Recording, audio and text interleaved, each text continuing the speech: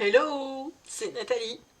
Je suis un coach mental qui adore le thé bio et les tartines au beurre. On est encore en mode Time Challenge. Le Time Challenge du jour, c'est les ennemis énergétiques. Alors, tes plus grands ennemis, ce sont ceux qui te pompent le plus d'énergie. Ceux qui t'épuisent, ceux qui te laissent à plat et te laissent surtout de mauvaise humeur. Ils sont nombreux et ils changent au gré d'une personne à l'autre, même chez toi. Ça peut varier en fonction de ton âge aussi. Le résultat, il est sensiblement le même. On stagne et on se met à avoir peur. Alors, comment faire face? Première chose, prendre ton temps pour analyser tes émotions, tes attentes, tes besoins. Bon, j'ai déjà expliqué tout ça dans d'autres vidéos, je te laisse aller voir le contenu de ma chaîne si tu débarques sur cette vidéo, et rester ici pour voir le reste du Time Challenge, nos problemos.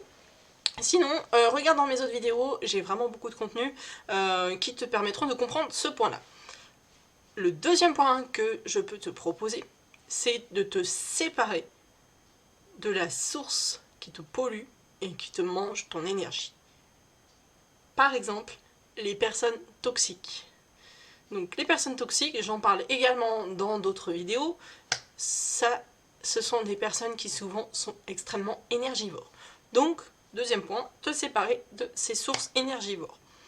La troisième chose que je peux te dire pour contrer tes ennemis énergétiques, c'est d'équilibrer tes trous énergétiques avec des boosters d'énergie. Tu le sais, je le raconte souvent, il y a un déséquilibre en tout, et pour avoir un équilibre alors qu'on est dans un trou énergétique, c'est de trouver les sources qui boostent ton énergie. Donc ces choses-là, il va falloir réfléchir un petit peu, les poser sur le papier si ça t'aide. Quelles sont tes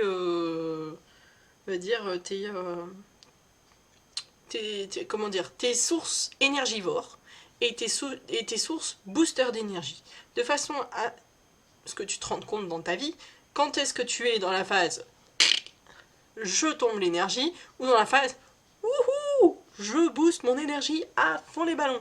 Ça te permettra de savoir que quand tu es dans une phase un peu descendante, hop, tu puisses rééquilibrer les choses, tout simplement. Le dernier point, le quatrième point, eh bien, moi, ce que je te conseille de faire, c'est de visualiser ton objectif final.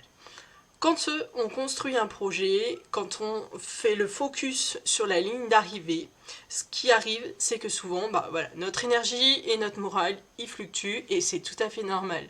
Par contre, quand ils fluctuent vraiment vers le bas, qu'on a vraiment du mal à remonter, c'est important de faire le focus sur la ligne d'arrivée et dire ok, en ce moment c'est pas terrible, je suis dans le creux de la vague, je sais que je vais remonter et je me booste avec mes boosters d'énergie pour pouvoir remonter correctement la pente, mais je reste sur mon cap.